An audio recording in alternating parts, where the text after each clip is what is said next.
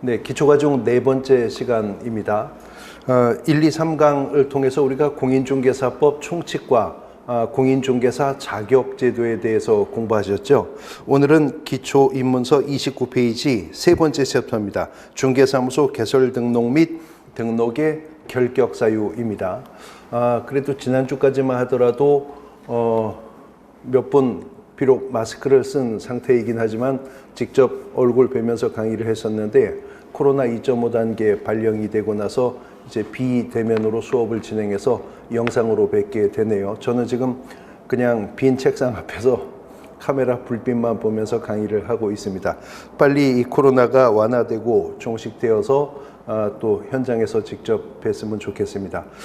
우리가 앞에서 공부했었던 내용과 이제 연결되는 부분인데요. 오늘 이 시간에 공부하실 부분은 요약하자면 압축해서 말씀드리면 두 글자입니다.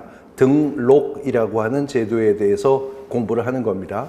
이미 앞서서 우리가 용어의 정의를 공부하면서 공인중개사법 2조 4호를 통해 개업공인중개사라고 하는 용어의 정의에 대해서 공부를 했었죠.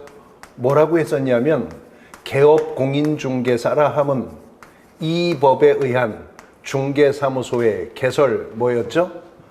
등록을 한 자를 말한다 그랬었습니다. 그리고 이 등록을 한 자인 개업공인중개사만이 적법하게 중개업을 영위할 수가 있다는 거죠. 그래서 등록하지 않은 자, 다시 말해 개업공인중개사가 아닌 자가 중개업을 하면 무등록 중개업자로서 공인중개사법이 규정하고 있는 가장 무거운 형벌인 3년 이하의 징역 또는 3천만 원 이하의 벌금형으로 처벌한다 그랬었습니다. 개인이든 법인이든 적법하게 중개업을 하려면 등록을 해야 한다는 거죠. 그 등록을 한 자를 일컬어서 개업공인중개사라고 하는데 그 개업공인중개사의 종별을 우리가 용어의 정의를 공부하면서 구별해 봤습니다. 법에서 말하는 권리의 주체로서의 사람은 법인도 있고 자연인도 있다고 그랬었죠. 그래서 개업공인중개사의 종별을 크게 양분을 하면 법인인 개업공인중개사와 개인인 개업공인중개사로 양분이 되었었던 것입니다. 그러나 개인인 개업공인중개사는 다시 양분이 되어서 개인인 개업공인중개사 중에서는 공인중개사 자격을 취득하고 중개사무소 개설 등록을 한 공인중개사인 개업공인중개사도 있지만 이 공인중개사 자격이 없는데 실제로는 등록도 행한 적이 없는데 구기득권이 인정이 되어서 이 법이 등록을 한 것으로 의지하는 자가 있다고 했었죠. 그분들을 일컬어서 부칙상의 개업공인중개사라고 부르기로 했었던 것입니다. 이미 지난주에 개념 이해를 하셨는데요. 이 부칙상의 개업공인중개사라고 하는 것은 우리 공인중개사법이 부동산 중개업법이라는 이름을 유지하던 시절에 1989년 1차 개정을 하면서 앞으로는 새로운 중개업의 허가를 공인중개사에게만 내주겠다라고 개정되기 전에 공인중개사 자격 없이 미리 허가받아 두었다가 그 구기득권이 지금 현재도 인정되는 분들을 부칙상의 개업공인중개사라고 부른다고 했죠. 그러니까 부칙상의 개업공인중개사라고 하는 것은 단순히 구기득권이 인정이 되는 것에 불과하지 새롭게 될 수 있는 개념이 아니라고 했었어요. 부칙상의 개업공인중개사라는 것은 새롭게 될 수 있는 게 아닙니다. 그러면 다시 원점으로 돌아가서 적법하게 중개업을 하려면 등록을 해야 한다고 했어요. 등록을 한 자를 일컬어서 개업공인중개사라고 한다고 했는데 새롭게 개업공인중개사가 된다는 것은 이것이 되거나 저것이 되거나 둘 중에 하나가 되는 것이지 그것은 새롭게 될 수 있는 게 아니라는 것이죠. 그러면 누가 중개사무소 개설 등록을 신청할 수 있는지는 이미 여기서 답이 나오는 거죠. 부칙상의 개업공인중개사라고 하는 것은 새롭게 될 수 있는 것이 아니라고 하니 결국은 공인중개사인 개업공인중개사가 되고자 하는 공인중개사와 법인인 개업공인중개사가 되고자 하는 일정한 법인만이 중개사무소 개설 등록을 신청할 수 있게 될 것은 자명한 것입니다. 바로 그 자명한 얘기를 공인중개사법 9조 2항이 하고 있는 것이거든요. 그래서 페이지 넘어가 보시면 등록의 법적 성격들 쭉 간략하게 소개했는데 한번 그냥 읽어보시고요. 기본 과정에서 자세히 펼쳐볼 겁니다. 오른쪽에 보면 5번의 중개사무소 개설 등록의 기준이 괄호 1번 공인중개사가 중개사무소 개설하고자 하는 경우 등록 기준, 그 밑에 괄호 2번 법인이 중개사무소 개설 등록하려는 경우에 등록 기준 이렇게 나누어져 있죠. 공인중개사법 9조 2항이 공인중개사 또는 법인이 아닌 자는 중개사무소에 개설 등록을 신청할 수 없다라고 규정하고 있기 때문에 그렇습니다. 부정문인데요. 긍정문으로 바꾸면 법인과 개인 중에서는 오직 공인중개사만이 중개사무소 개설 등록을 신청할 수 있다 그 말이죠. 당연한 것이 부칙상의 개업공인중개사라고 하는 것은 새롭게 될 수 있는 것이 아니니까 공인중개사인 개업공인중개사가 되려고 하는 공인중개사와 법인인 개업공인중개사가 되려고 하는 법인만이 중개사무소 개설 등록을 신청할 수 있다는 것입니다. 그러면 우리와 같은 개인은요, 공인중개사 자격이 있어야만 등록 신청할 수 있다는 거죠. 법인 아닌 개인은 반드시 공인중개사 자격을 취득했어야만 중개사무소 개설 등록이 가능해집니다. 그런데 유의해야 될 것은 개인에게 공인중개사 자격 취득은 중개사무소 개설 등록을 위한 필요 조건인 것은 맞지만 개인에게 있어서 공인중개사 자격 취득이 중개사무소 개설 등록의 충분 조건이 되지는 않습니다. 다시 말해서 개인은 공인중개사 자격증 있어야만 등록할 수 있는 것은 맞지만 개인이 공인중개사 자격증만 있다고 등록할 수 있는 것은 아니라는 것입니다. 그래서 공인중개사라 하더라도 법인이라 하더라도 공인중개사법이 요구하는 일정한 등록의 기준을 확보하였을 때 비로소 저들은 등록을 신청할 수가 있게 된다는 것인데요. 공인중개사가 공인중개사인 개업공인중개사가 되려고 할 때 확보해야 할 등록 기준은 두 가지입니다. 법인이 법인인 개업공인중개사가 되고자 할 때는 확보해야 할 등록 기준이 5가지가 되는 것입니다. 자, 먼저 공인중개사 자격을 취득한 자가 공인중개사인 개업공인중개사가 되기 위해서 미리 확보했어야 할 2가지 등록의 기준인데요. 첫 번째는 공인중개사 자격을 취득했다 하더라도 등록을 받기 위해서는 실무교육이라고 하는 것을 수료하였어야 한다는 것이죠. 이 실무교육이라고 하는 것이 등록의 기준에 부합되기 위해서는 등록 신청일 전 1년입니다.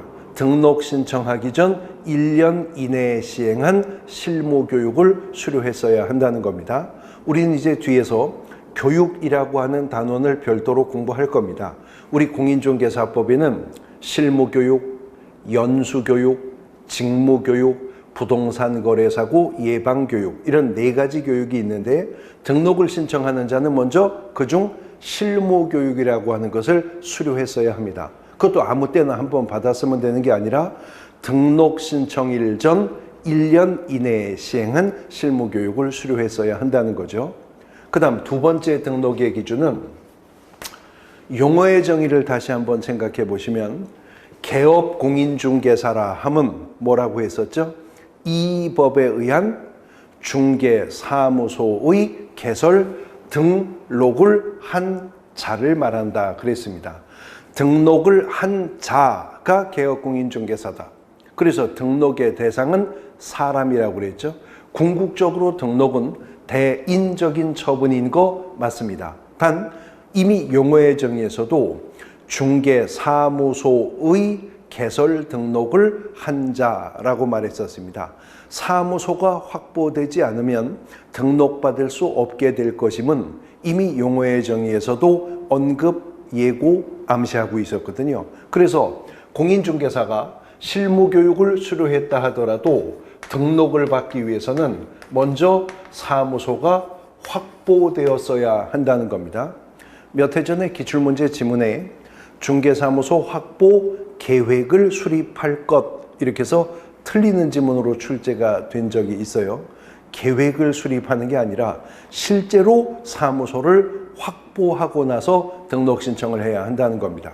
근데 등록의 기준에 적합한 사무소가 되려면 이 확보한 공간은요, 건축물 대장에 기재된 공간에 사무소를 확보해야 된답니다. 심지어 지금 말하는 건축물 대장에는 건축법상 가설 건축물 대장 같은 건 제외하고 공식적인 건축물 대장에 기재된 공간에 사무소가 확보되었어야 되는 것이 원칙이라는 거죠. 항상 원칙이라는 말은 예외가 있다라는 뜻이기도 한 겁니다.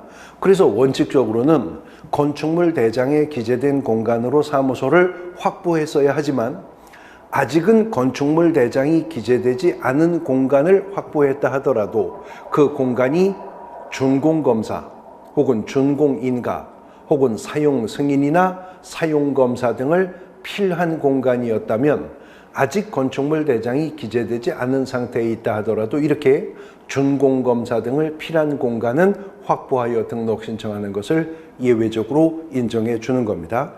공인중개사는 이 두 가지 등록의 기준을 확보했을 때 등록 신청 가능해집니다.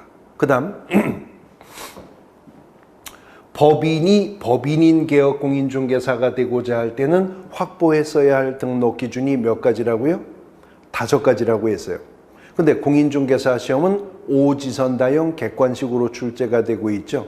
그래서 개인의 등록의 기준보다는 법인의 등록의 기준을 묻는 문제가 훨씬 더 비중 있게 빈번하게 출제가 되고 있는 겁니다. 그 5가지 등록의 기준을 하나씩 짚어보는데요. 첫 번째는 법인이라 하더라도 그 법인이 법인인 개업 공인중개사가 되려면 일단 그 법인의 자본금은 5천만 원 이상이어야 한답니다. 최소한 자본금은 5천만 원은 되어야 한다는 거예요. 그리고 자본금 5천만 원 이상의 상법상의 회사이거나 아니면 협동조합 기본법상의 협동조합에 속하는 법인이어야 한다는 거죠. 그러므로 상법상 회사나 협동조합이 아닌 민법 중 비영리 사단법인 같은 형태의 법인은 중개사무소 개설 등록할 수가 없다는 것입니다.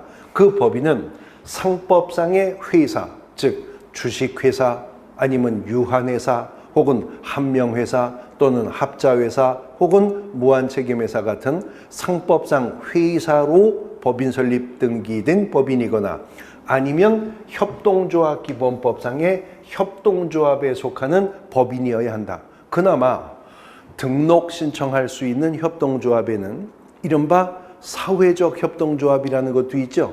사회적 협동조합은 제외한답니다. 사회적 협동조합은 등록할 수 없다는 거죠. 그 다음 두 번째는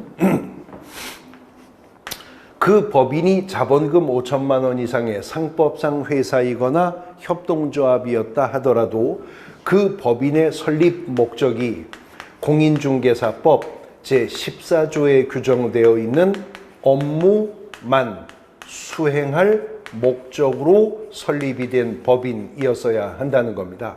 이제 우리가 뒤에서 업무범위라고 하는 단원에서 공부하시게 될 건데요. 공인중개사법 14조는 법인인 개업 공인중개사가 중개업 외에 할 수 있는 6가지의 업무들을 규정하고 있습니다. 부동산 관리 대행하는 거, 부동산 컨설팅 하는 거, 개업 공인중개사 대상으로 프랜차이즈 하는 거, 주택이나 상가를 분양 대행하는 거, 의뢰인의 의뢰가 있을 때 주거이전 부서의 용역을 알선하는 거, 경공매 관련 업무 수행하는 거, 이런 것들이 이제 업무 범위 편에서 자세하게 공부할 건데 14조가 법인인 개업 공인중개사에게 허용해준 그 업무만 할 목적으로 설립된 법인이어야 한다. 14조가 허용해준 업무가 아닌 업무가 설립 목적 속에 있는 법인이라면 그 법인은 등록받을 수가 없게 될 것이다 라고 하는 거죠. 그 다음 세 번째는 역시 법인도요 동일하게 사무소를 확보해야 됩니다. 다시 말해 건축물 대장에 기재된 공간으로서 사무소가 확보되어 있어야 한다라고 하는 거죠. 그 다음 네 번째는 이 법인의 대표자요. 법인의 대표자는 반드시 공인중개사이어야 한대요. 만약에 주식회사라면 대표이사가 공인중개사 자격증 있는 자이어야 한다 그 말입니다. 대표자는 공인중개사이어야 하고 대표자인 공인중개사를 제외한 법인의 임원 또는 사원, 임사원 중 3분의 1 이상은 공인중개사 자격을 가진 자로 채워졌어야 한다는 겁니다. 대표자는 반드시 공인중개사이어야 하고 공인중개사인 대표자를 빼고도 임원 또는 사원 중 3분의 1 이상은 공인중개사이어야 한다는 겁니다. 앞으로 이 표현 나올 때 기억해 두셔야 될 게 법인의 임원 또는 사원, 법인의 사원 또는 임원이라고 말할 때 사원은요 우리가 일반적으로 생각하는 회사원 생각하시면 안 됩니다. 그냥 피용자, 월급쟁이, 셀러리맨인 회사원을 말하는 게 아니라 법인의 임원 또는 사원이라고 말할 때의 사원은 주식회사의 임원에 해당하는 한명회사나 합자회사의 무한책임사원을 말하는 겁니다. 그러니까 이사, 감사급에 해당하는 그 사원을 말한다는 거 기억해 두셔야 됩니다. 그래서 임사원 중에 3분의 1 이상은 공인중개사이어야 한다. 그러면 임원이 3명이라면 그 임원 3명 중에 1명은 적어도 공인중개사 자격이 있는 자 있어야 한다는 말이죠.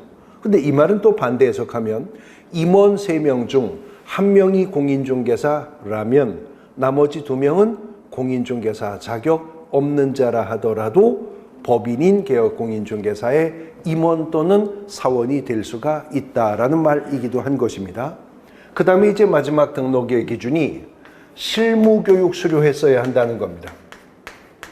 그러니까 사무소를 확보했어야 한다는 것, 실무교육을 수료했어야 한다는 것은 개인이든 법인이든 공통된 등록의 기준임을 알 수가 있는 것이죠.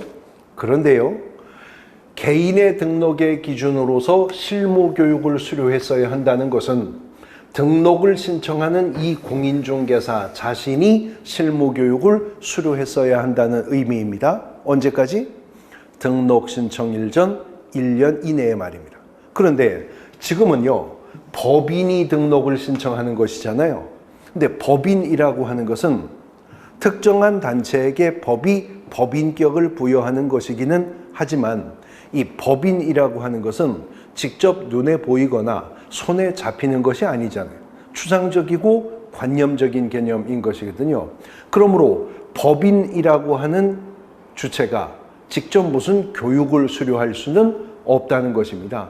그러면 법인의 등록의 기준에서 실무교육을 누가 수료했어야 하느냐 하는 것인데 법인이 등록 신청할 때 실무교육은요. 대표자를 포함한 임사원 전원이 실무교육을 수료했어야 할 것을 요구하고 있답니다. 앞서 대표자인 공인중개사를 제외하고 임사원 중 3분의 1 이상만 공인중개사이면 된다고 했었죠. 근데 실무교육은요. 전원 수료했어야 됩니다. 공인중개사가 아닌 임원이라 하더라도 공인중개사 자격증 없는 무한책임사원이라 하더라도 실무교육은 수료했어야 한다. 법인의 임원이 10명 있는데 9명은 실무교육을 수료했는데 임원 1명이 실무교육 받지 않았다면 그 1명의 임원 때문에 이 법인은 등록받을 수가 없게 될 것이다 하는 겁니다. 자, 개인이 이 2가지, 법인이 이 5가지의 등록의 기준을 모두 갖추었다면 이제 등록을 신청할 수 있게 될 겁니다. 등록을 신청할 수 있게 될 것인데 등록을 신청할 때는 공인중개사법 시행규칙 별지 서식에 있는 중개사무소 개설 등록 신청서라고 하는 거 작성해야 되겠죠. 그리고 등록 신청서를 작성하여 제출할 때 등록의 기준을 확보했다는 구비 서류들을 준비해야 됩니다. 기초과정에서는 생략하지만 이제 기본과정 가면 구체적으로 어떤 서류들이 구비되어 첨부되어야 하는지도 펼쳐볼 겁니다. 등록신청서 작성하고 구비 서류가 마련되었다면 또 하나 준비해야 될 것이 수수료입니다. 공짜로 등록을 안 해줍니다. 그래서 등록 신청할 때는 당해 지방자치단체 조례가 정하는 행정 수수료도 준비해야 됩니다. 이 또한 우리가 뒤에서 한번 또 묶어서 정리할 건데 우리 공인중개사 법령에 행정 수수료를 납부해야 되는 경우가 모두 6번 나오거든요. 그 중에 하나로 등록 신청할 때 수수료 납부해야 되는 겁니다. 자, 등록 신청서 작성했습니다. 구비 서류가 모두 준비가 되었습니다. 수수료도 마련되었어요. 그럼 이제 등록을 신청할 것인데 그러면 어디 가서 등록을 신청해야 되느냐가 문제가 되겠죠. 그것이 바로 등록관청의 문제가 될 것입니다. 어디에 가서 등록 신청하느냐가 등록관청의 문제가 될 것인데 다시 한 페이지 앞으로 가서 29페이지 맨 밑에를 보겠습니다. 29페이지 맨 밑에 보시면 제가 형광색으로 인쇄해 놓은 문장이 있죠. 거기 보시면 중개업을 영위하려는 자는 중개사무소, 법인의 경우에는 주된 중개사무소를 말하는데요. 중개사무소를 두고자 하는 지역을 관할하는 시장, 괄호 건너뛰어 군수, 구청장에게 중개사무소 개설 등록을 하여야 한다. 이거 공인중개사법 9조 1항 조문이거든요.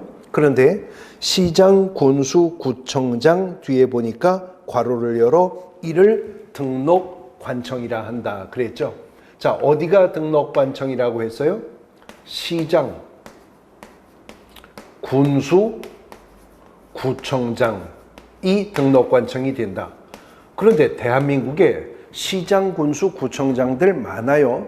그러면 등록을 신청하는 자에게 있어서 어느 시장, 어느 군수, 무슨 구청장이 등록관청이 되느냐. 그 시장 앞쪽을 보시면, 문장의 시장 앞쪽을 보시면 중개사무소를 두고자 하는 지역을 관할하는 시장, 군수, 구청장 그랬습니다. 소재지 기준이 사무소라는 거죠.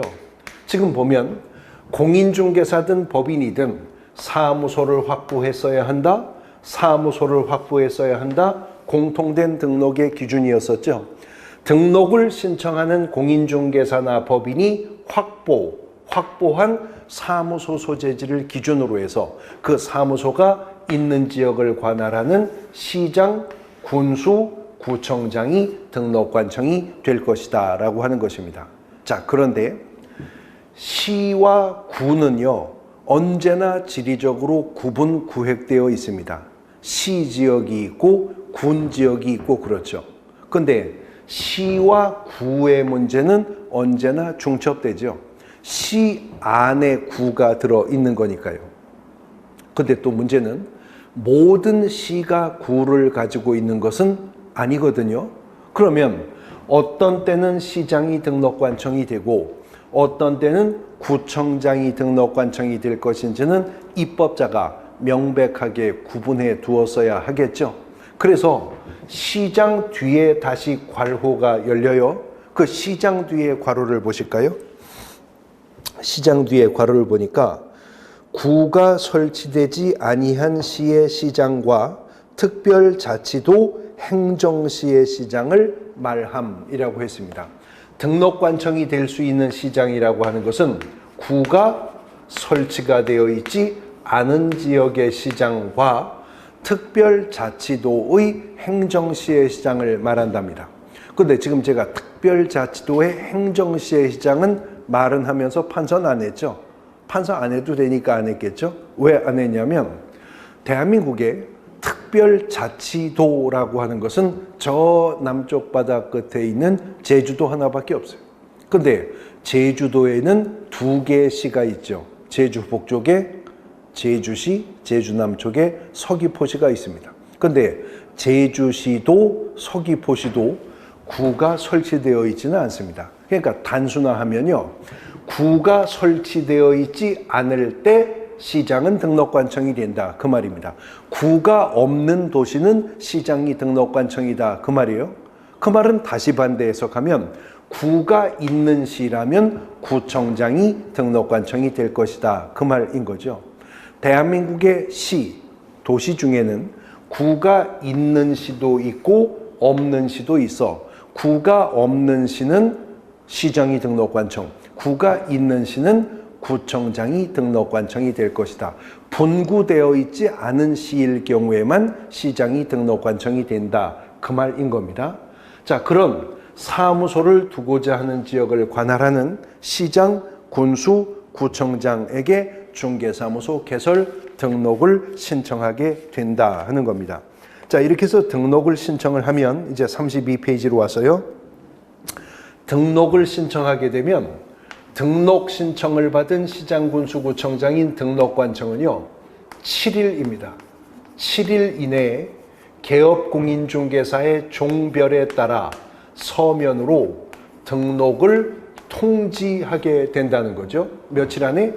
7일 이내에 개업공인중개사의 종별에 따라 서면으로 등록을 통지해 준답니다.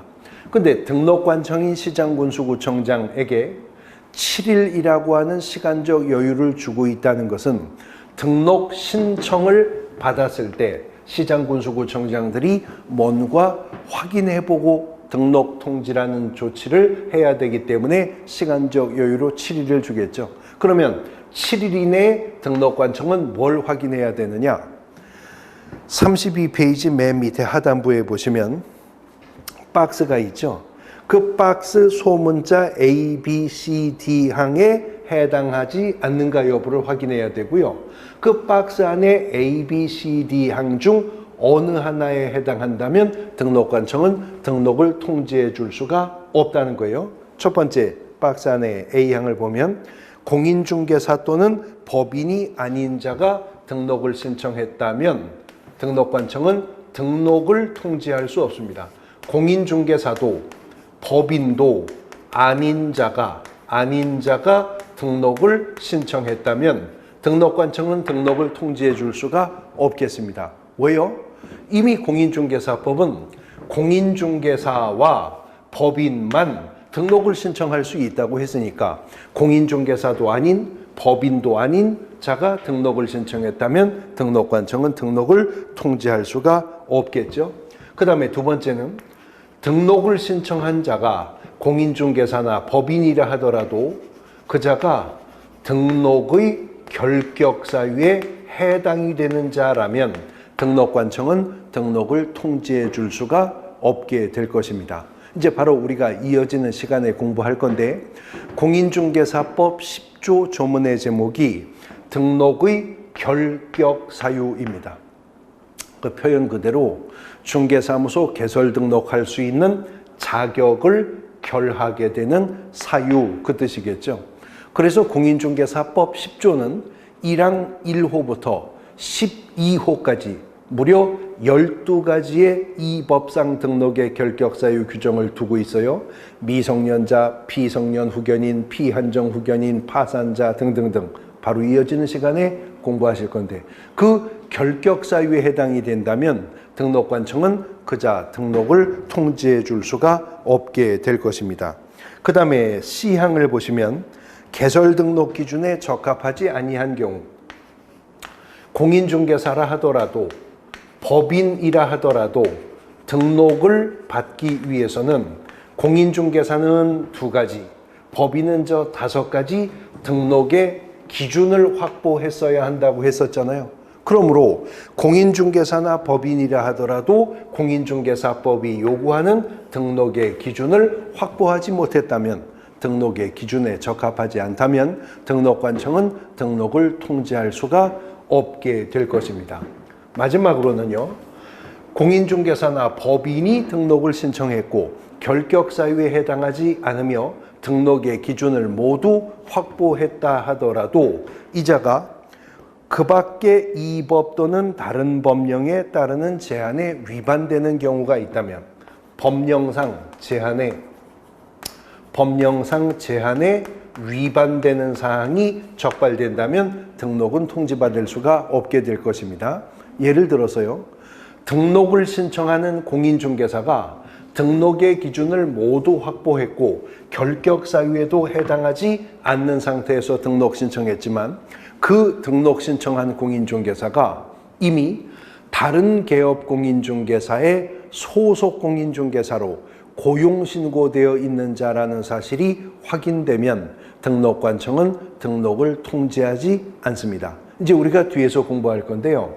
공인중개사법은 이른바 이중 소속을 금지합니다. 즉 개업공인중개사, 소속공인중개사, 중개보조원, 법인인 개업공인중개사의 임원 또는 사원은 동시에 다른 개업공인중개사의 소속공인중개사, 중개보조원, 법인인 개업공인중개사의 임원 또는 사원이 될 수 없다라고 하는 규정이 있는 거예요.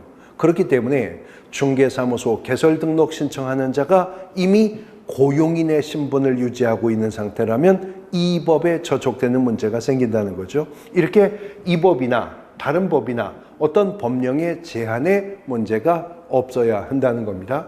이러한 내용들이 확인이 되었을 때 등록관청은 7일 이내에 이제 개업공인중개사의 종별에 따라 서면으로 등록을 통지해 줍니다. 개업공인중개사란 이 법에 의한 중개사무소의 개설, 등록을 한 자를 말한다고 했었죠. 등록관청으로부터 그러한 등록이 통지가 되었다면 이미 그 자는 개업공인중개사가 된 것입니다. 이미 개업공인중개사가 된 것이에요. 그러나 지금 막 등록관청으로부터 등록을 통지받았을 뿐이지 아직은 등록증이라고 하는 것은 교부받지 않은 상태입니다. 이제 개업공인중개사가 등록관청으로부터 등록증 교부받기 위해서는 등록을 통지받았을 때 손해배상 책임을 보장하는 업무보증이라고 하는 것을 설정하여 등록관청에 신고를 해야 한다는 거죠. 이것도 이제 하나의 독립한 챕터로 뒤에서 공부하시게 될 건데 공인중개사법은 개업공인중개사의 손해배상 책임을 보장하기 위한 업무보증 제도를 두고 있습니다. 그래서 보증보험에 가입하거나 공제에 가입하거나 공탁하는 방법 중 어느 한 방법을 선택해 업무보증을 설정하도록 하고 있거든요. 등록을 통지받았다면 이제 업무보증을 설정해서 보증 설정했다는 사실을 등록관청에 신고하여야 합니다. 그러면 업무보증 설정 신고를 받은 등록관청은 그자가 업무보증 설정했다는 사실이 확인이 되었을 때 비로소 등록증이라고 하는 것을 교부해 주게 될 것이다 하는 거죠. 절대로 등록증이 그냥 교부되는 일이 없습니다. 반드시 등록을 통지받은 자가 뭘 해야? 업무보증을 설정해야 되고 보증 설정 사실을 등록관청에게 신고해서 등록관청이 그자가 업무보증 설정되었다는 사실을 확인했을 때 비로소 등록증을 교부해 주게 될 거라는 거죠. 그러면 이렇게 등록증이 교부가 되었을 때 비로소 개업공인중개사는 업무를 개시할 수가 있게 됩니다. 적법하게 중개 업무를 시작할 수 있게 되는데 공인중개사법이 이러한 등록의 기준과 절차에 직접 연결해 입법하지 않고 공인중개사법 16조에 별도로 규정을 했습니다만 업무를 개시하기 전까지는 해야 되는 게 있다는 거죠. 뭐냐면 인장 등록입니다. 중개행위에 사용해야 할 도장을 업무를 개시하기 전까지 개업공인중개사는 등록을 하고 업무를 개시한 후에는 업무 개시 전에 등록한 그 인장으로만 날인행위를 할 수 있도록 하고 있다는 것입니다. 그런데 왜 인장 등록 제도는 이렇게 등록의 절차 속에 수록하지 않냐면 공인중개사법상 업무보증 설정할 의무는요 오직 개업 공인중개사만의 의무입니다. 소속 공인중개사나 중개보조원 혹은 부동산 거래정보망을 운영하는 거래정보사업자 등은 업무보증 설정 의무가 없어요. 오직 업무보증 설정 의무는 개업 공인중개사만의 전속적인 의무입니다.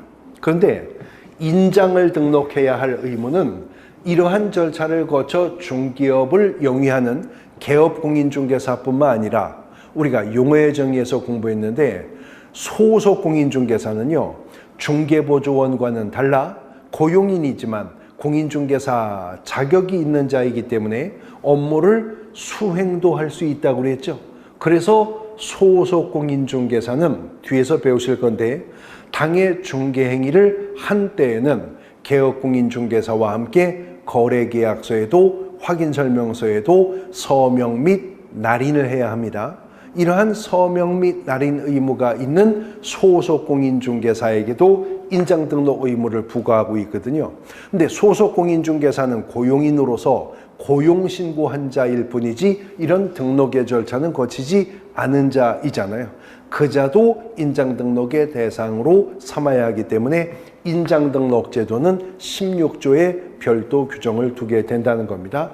이제 이런 절차를 거쳐서 업무를 개시하게 되면 오른쪽 33페이지 하단부에 보시면 개업공인중개사는 다음의 사항을 당해 중개사무소 안에 보기 쉬운 곳에 게시하여야 한답니다. 그래서 이렇게 해서 업무를 개시한 개업공인중개사는 중개사무소 안에 보기 쉬운 곳에 다음의 사항들을 게시하고 다시 말해 걸어놓고 이제 중개업을 하여야 한다는 거죠. 게시해야 될 사항이 4가지인데요. 첫 번째, 중개사무소 개설등록증 원본을 게시해야 됩니다. 두 번째는 공인중개사 자격증 원본을 게시해야 합니다. 세 번째는 중개보수와 실비를 계산하는데 그 기준이 되는 요율 및 한도액표라고 하는 게 있어요. 그 요율 및 한도액표를 게시를 해야 되고요. 그 다음에 네 번째는 손해배상 책임을 보장하기 위해서 아까 업무보증 설정했어야 한다고 했죠. 그래서 이거를 중개사무소를 방문하는 의뢰인들이 확인할 수 있도록 보증 설정을 업무보증 설정을 증명하는 서류도 중개사무소 안에 보기 쉬운 곳에 게시해야 됩니다. 자, 개업공인중개사가 중개사무소 안에 보기 쉬운 곳에 게시해야 될 사항이 모두 몇 가지라고요? 4가지입니다. 그런데 공인중개사 시험은 오지선다형 객관식으로 출제가 되는 거 맞죠? 그러니까 이 4가지 속에 그렇지 않은 것 같다 하나 쓱 끼워서 다음 중 개업공인중개사가 공인중개사법상 게시해야 할 의무사항이 아닌 것은 이렇게 또 자주 문제가 출제가 되는 것이어서 4가지 묻고 암기를 해 두셔야 됩니다. 자, 먼저 중개사무소 개설등록증 원본을 게시해야 한다고 했습니다. 근데 뒤에서 공부하실 건데 개업공인중개사 중에서 법인인 개업공인중개사만은 후일 분사무소라고 하는 걸 설치할 수 있어요. 은행이 본점 외에 지점을 두듯이 일반 회사가 본사 외에 지사를 두듯이 법인인 개업공인중개사는 주사무소 외에 분사무소를 설치할 수 있습니다. 단 분사무소는 법인인 개업공인중개사가 설치하는 것이지 분사무소 하나가 독립한 개업공인중개사로 등록되는 건 아니거든요. 그래서 분사무소는 등록증이 없습니다. 그래서 법인의 분사무소의 경우에는 등록증 대신 설치 신고필증, 설치 신고 확인서를 게시를 해야 한다는 거죠. 그 다음에 공인중개사 자격증 원본을 게시하라 했는데요. 부칙상의 개업공인중개사는 공인중개사 자격증이 없죠. 없어서 못 거는 건 어쩔 수가 없다는 겁니다. 그래서 공인중개사 자격증 원본은 해당하는 자가 있는 경우에 한한다라는 단서가 있는 겁니다. 부칙상의 개업 공인중개사 때문에 이 말이 있는 거예요. 그런데 개시되어야 할 공인중개사 자격증 원본은 개업 공인중개사 본인의 자격증 원본뿐만 아니라 만일 개업 공인중개사가 소속 공인중개사를 고용하고 있다면 그 고용된 소속 공인중개사의 자격증 원본도 개시 의무에 포함되게 된다는 거죠. 이러한 사항을 개업 공인중개사가 중개사무소 안에 보기 쉬운 곳에 게시하지 않으면 100만 원 이하의 과태료 처분 사유에 속하게 됩니다. 이런 것들을 게시한 상태에서 이제 중개업을 영위해야 할 것입니다. 자, 그런데 공인중개사가 이 두 가지 등록의 기준을 모두 갖추었다 하더라도, 법인이 이 5가지 등록의 기준을 모두 확보했다 하더라도 그들이 결격 사유에 해당이 된다면 등록관청으로부터 등록을 통지받을 수가 없게 될 것이라고 했죠. 그러면 등록받을 수 있는 자격을 결하게 되는 사유라고 하는 것이 어떠한 것들이 있느냐. 이것이 공인중개사법 10조 1항 1호부터 12호까지 규정되어 있다는 겁니다. 바로 이어지는 시간에는 그 등록의 결격 사유에 대해서 이제 살펴보실 겁니다. 쉬었다가 보도록 하겠습니다.